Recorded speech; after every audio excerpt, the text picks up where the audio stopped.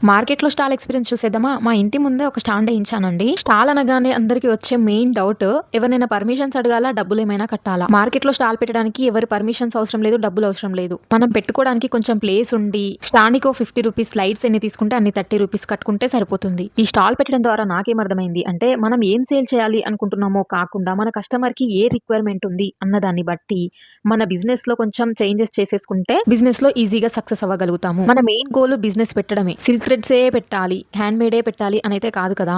So, నేను మీకు ఒక చిన్న ఎగ్జాంపుల్ చెప్తాను. నేను స్టార్టింగ్‌లో స్టాల్ పెట్టాను కదా! దాని నెక్స్ట్ డే నుంచి ఇంకొక సిస్టర్ కూడా పెట్టడం స్టార్ట్ చేశారు. నేనైతే మీకు వేసి చెప్తాను అన్నా కాబట్టి ఒకేసారి పెట్టి వదిలేసా. సో, ఆ సిస్టర్ మాత్రం కంటిన్యూయస్‌గా పెడుతున్నారు. సో, అలా తను సిల్క్ థ్రెడ్ బ్యాంగిల్స్ పెట్టుకుంటూ తన కస్టమర్స్ తనని ఏమేమి అడుగుతున్నారో అవి కూడా స్టార్ట్ చేశారనమాట. అంటే డైలీ యూజ్ బ్యాంగిల్స్ కానీ, క్లిప్స్ కానీ, హెయిర్ బ్యాండ్స్ కానీ అలా తను ఒక చిన్న టేబుల్ పైన ఒకే బాక్స్‌లో తీసుకొచ్చేవాళ్ళు. కానీ ఇప్పుడు పెద్ద స్టాండ్ ఏసి కావాల్సిన థింగ్స్ అన్నీ పెట్టడం స్టార్ట్ చేశారనమాట. తన దగ్గర సేల్స్ కూడా బానే జరుగుతున్నాయి. నేను అప్పుడప్పుడు ఎళ్లి చూస్తుంటాననమాట.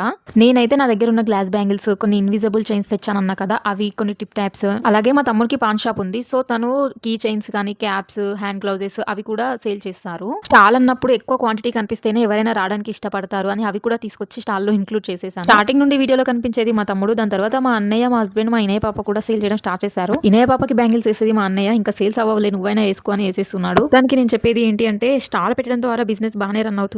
కానీ లేడీస్ కదా బయటికెళ్ళలేము అంటే మాత్రం కుదరదు. జాబ్ అయినా డైలీ ఒకే ప్లేస్‌కి వెళ్లి వస్తామేమో కానీ బిజినెస్ అంటే మెటీరియల్ ఎక్కడ దొరుకుతుంది, ఎక్కడ బెస్ట్‌గా దొరుకుతుంది అని చాలా ప్లేసెసే తిరగాల్సి ఉంటుంది.